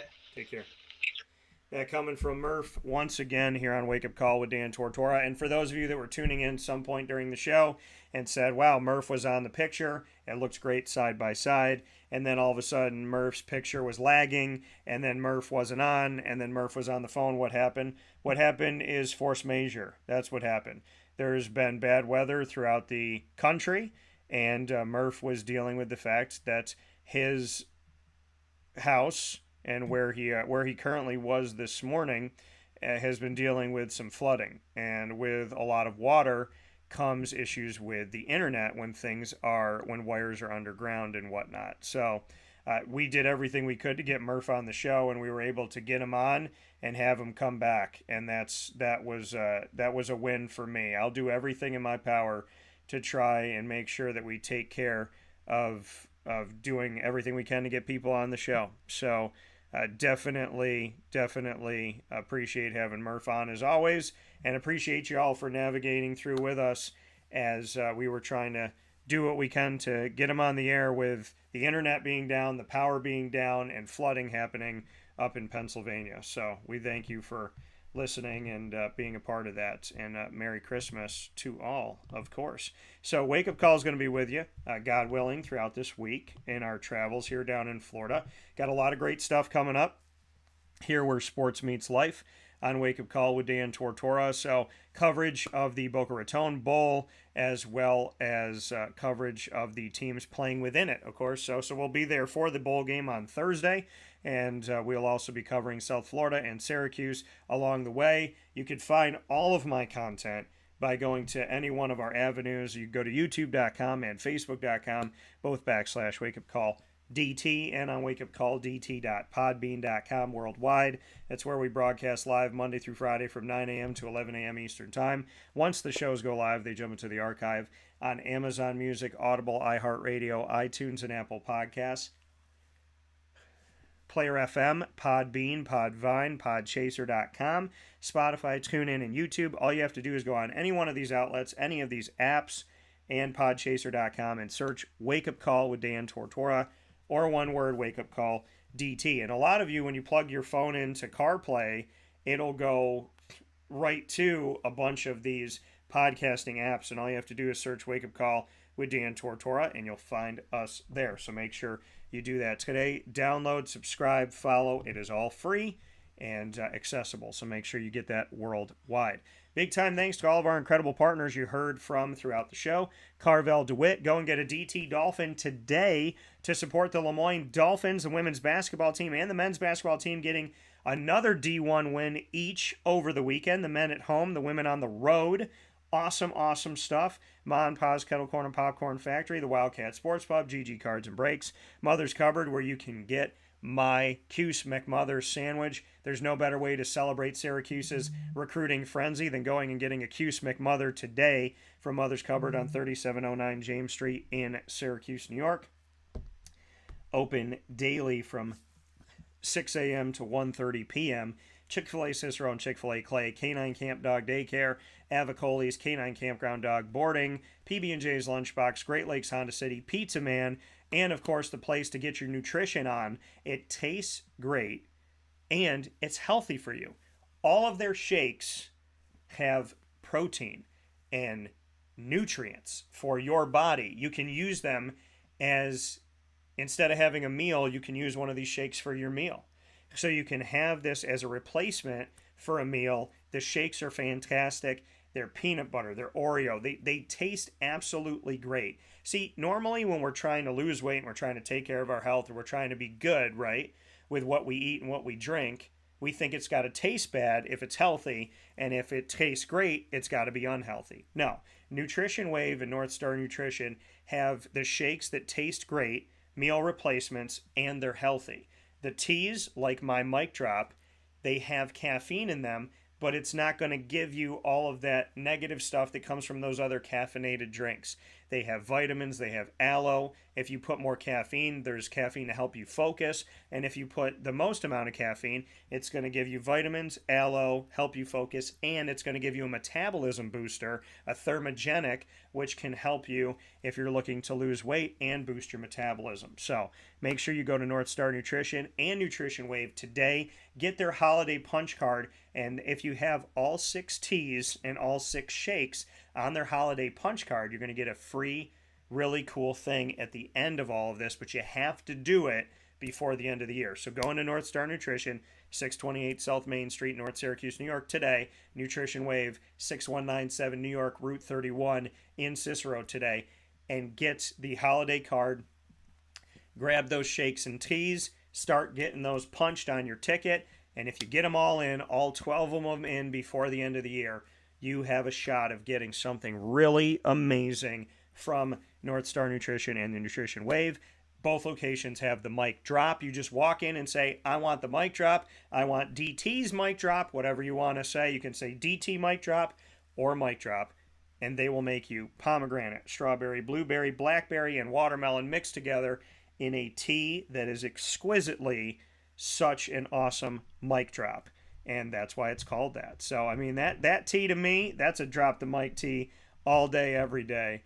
And when I'm in my travels, I'm down here in Florida right now, I tell you, I jones for their shakes and I jones for my mic drop and their teas. So head out to North Star Nutrition and Nutrition Wave today. I don't say it unless I believe it. And I would love to have them down here with me. And you actually can. You can buy packets of your favorites at North Star Nutrition and Nutrition Wave, and you can make their drinks at home if you buy the packets on site. So if you're like me and you know you're going to be out of town for a little while, you can go to North Star Nutrition or Nutrition Wave and get the packets to make their drinks when you're on the road. So make sure you do that today.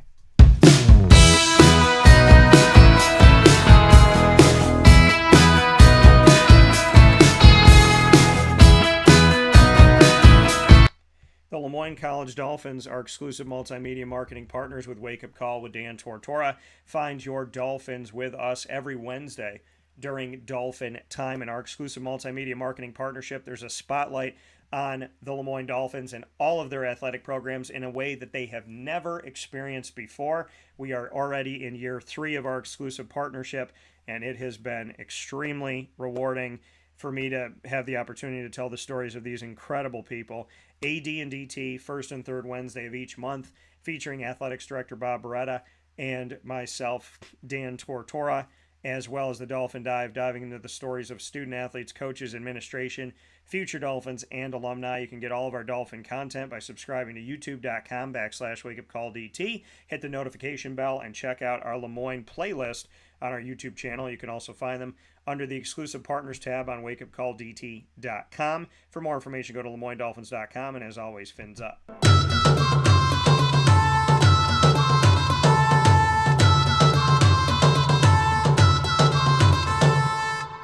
The Bryan and Stratton College Bobcats of Syracuse are exclusive multimedia marketing partners with Wake Up Call with Dan Tortora. We just had our exclusive Bobcat Buzz special with Tay Baker. Bryan and Stratton competes in the USCAA, which is for small colleges outside of the NCAA, but still collegiately playing, and they can go up against NCAA teams, Division 1, 2, and 3, and they just played UMBC, which is a Division 1 women's basketball program. Tay Baker had an opportunity to sit down with their head coach at UMBC, and we have a fantastic conversation about so many things, about the world of sports, adversity, following your dreams, hip-hop, basketball, and more. Find all of that and all of our content with the Bobcats by going to youtube.com/wakeupcalldt. Click subscribe and click on the notification bell, and you'll find the BSC Syracuse playlist on our YouTube channel. You can also go to wakeupcalldt.com to the exclusive partners tab and find Bryan and Stratton there. For more information, go to syracuse.bscbobcats.com. And as always, go Bobcats. With that being said, here on Wake Up Call with Dan Tortora from Northern Florida, you see Jacksonville behind me here. You can read my story on the Jacksonville Jaguars Sunday night football game up against the Ravens on wakeupcalldt.com. And we have content coming up that I have yet to air with the Jaguars over these last couple weeks, doing interviews with the guys. You'll be able to hear from them, including Syracuse alum Andre Sisco's thoughts on new head coach Fran Brown. Big time thanks to Brendan Murphy. Shout out to Syracuse and their recruiting frenzy that's been happening here. Bowl season jumping off on the 16th and continuing today. And of course, to the NFL in Week 15. I promised you that we would take a look at the NFL standings, and I am a man who keeps my word. So let's go ahead and do that really quick here. If the playoffs were to start today, and I also do want to make a note here, Eric Montross, whose cards I collected, who's a player that I watched growing up as a kid, at 52 years old, has passed away from cancer. So I'd like to take a moment of silence for Eric Montross, as well as his family, all of his loved ones, and everyone that were positively affected by his life. In the Father, and of the Son, and of the Holy Spirit.